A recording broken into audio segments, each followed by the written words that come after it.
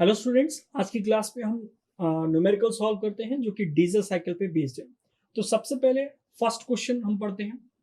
देखिए क्या दिया है फर्स्ट क्वेश्चन में। A diesel engine has a compression ratio of 15 and heat addition at constant pressure take place at 6% of the stroke. Find the air standard efficiency of the engine. Okay, सबसे पहले क्या क्या given है देखते हैं।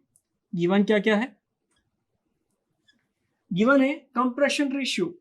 Compression ratio को हम किससे शो करते हैं? आरसी से। कितना गिवन है ये?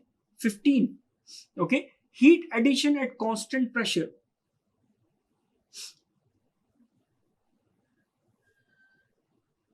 देखिए हम पीवी डायग्राम बनाते हैं ताकि हमें और अच्छे से क्लियर समझ में आए कि क्या क्या गिवन है।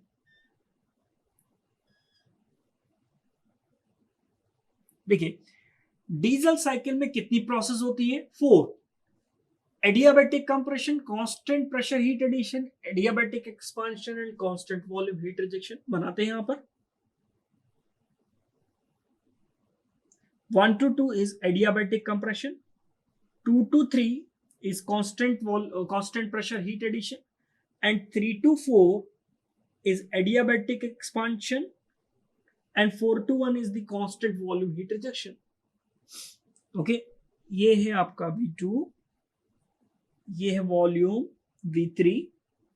यहां पर V1 और V4 आपस में क्या है? बराबर। क्वेश्चन में क्या दिया है? Heat addition at constant pressure. मैं ये यहां पर वो सेंटेंस लिख देता हूं, हीट एडिशन, ताकि आपको अच्छे से समझ में आए। Heat addition at constant pressure is equals to 6% of the stroke.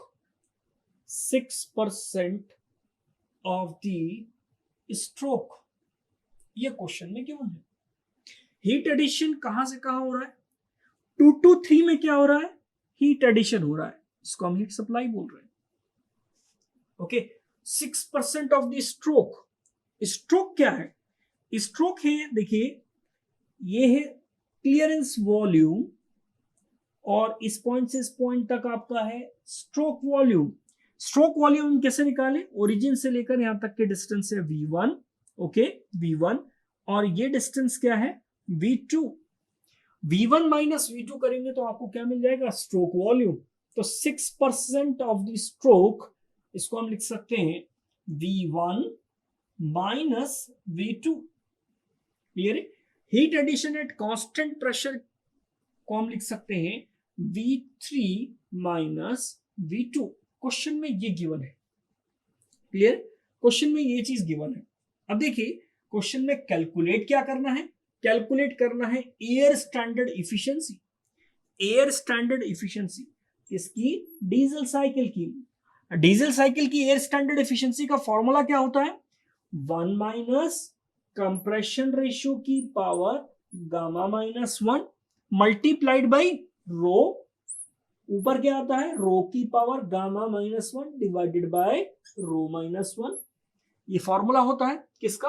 Diesel cycle की एयर स्टैंडर्ड एफिशिएंसी का। ओके, यहां पर आप देखिए, यहां पर रो नहीं आएगा, गामा आएगा। Gamma multiplied by rho minus 1। यहां पर रो क्या होता है? रो होता है कट ऑफ रेशियो। क्या होता है? Cut off ratio. ये सब बातें हम ऑलरेडी कर चुके हैं। Cut off ratio, cut off ratio कैसे कैलकुलेट किया जाएगा? कट ऑफ रेशियो कैलकुलेट किया जाएगा V3 बाय V2 से। कट ऑफ रेशियो कैलकुलेट किया जाएगा V3 बाय V2 से। कंप्रेशन रेशियो कैसे कैलकुलेट किया जाएगा? कंप्रेशन रेशियो कैलकुलेट किया जाएगा V1 बाय V2 से। हमें क्वेश्चन में कैलकुलेट क्या करना है? क्वेश्चन में हमें कैलकुलेट करना है थर्मल इफिशिएंसी। थर्मल इफिशिएंसी के लिए अगर आपको ये दो वैल्यूज मालूम है तो आप कैलकुलेट कर सकते हैं। कट ऑफ रेशियो निकालने के लिए V3 और V2 चाहिए। क्या गिवन है ये रेशियो? नहीं, अभी नहीं गिवन है। कंप्रेशन रेशियो कैलकुलेट कर सकते हैं क्या? V1 बाय V2 गिवन है क्या? हाँ गिवन है क्वेश्चन में। कंप्रेशन रेशियो कितना दिया है? 15 V1 बाय V2। अब पूरा क्वेश्चन सॉल्व करने के लिए हमें सिर्फ कट ऑफ रेशियो कैलकुलेट कर लेना है, और कट ऑफ रेशियो को हम उठाकर यहां पुट कर देंगे तो आपको क्या मिल जाएगी? Thermal efficiency. Cut off ratio calculate करने के लिए इस स्टेटमेंट की हेल्प लेंगे। ओके, इस स्टेटमेंट से हम V3 बाय V2 कैलकुलेट करेंगे। V3 बाय V2 कैलकुलेट करने के लिए हम क्या करें, इस इक्वेशन में दोनों साइड, लेफ्ट साइड और राइट साइड V2 का डिवाइड कर दें। V2 से हम क्या कर दें, डिवाइड कर दें, यहां से और यहां से हम डिवाइड कर दें दोनों को।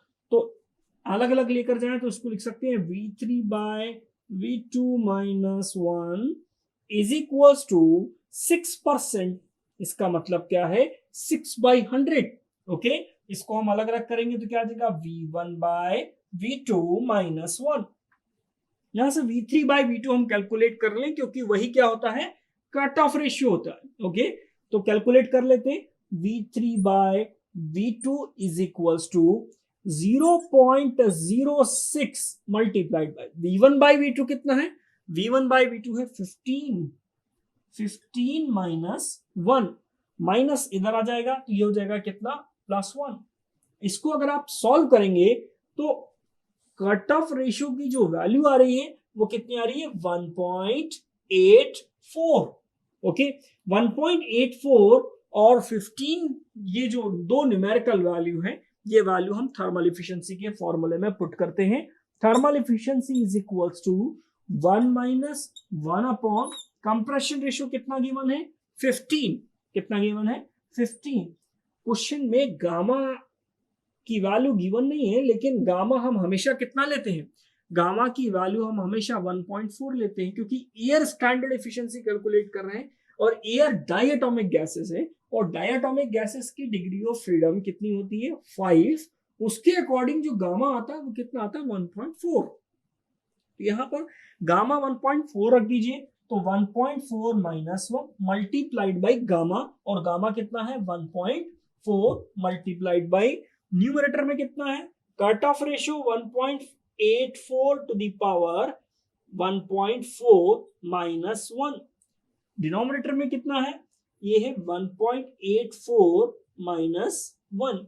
इस पूरी इक्वेशन को अगर आप सॉल्व करेंगे, 1 में से माइनस करके सॉल्व करेंगे, तो यहां से थर्मल एफिशिएंसी जो डीजल इंजन की आ रही है वो कितनी आ रही है, 61.2%।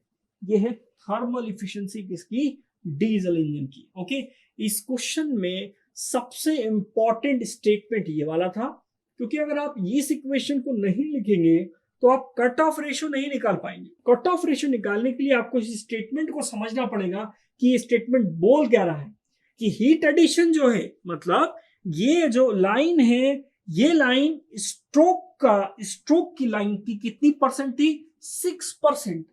उससे उसकी हेल्प से हमने क्या निकाला, कट ऑफ रेशियो निकाला। ओके, और कट ऑफ रेशियो और कंप्रेशन रेशियो की वैल्यूज को हमने थर्मल एफिशिएंसी के फॉर्मूले में पुट कर दिया, तो हमें क्या मिल गई, thermal efficiency of diesel engine.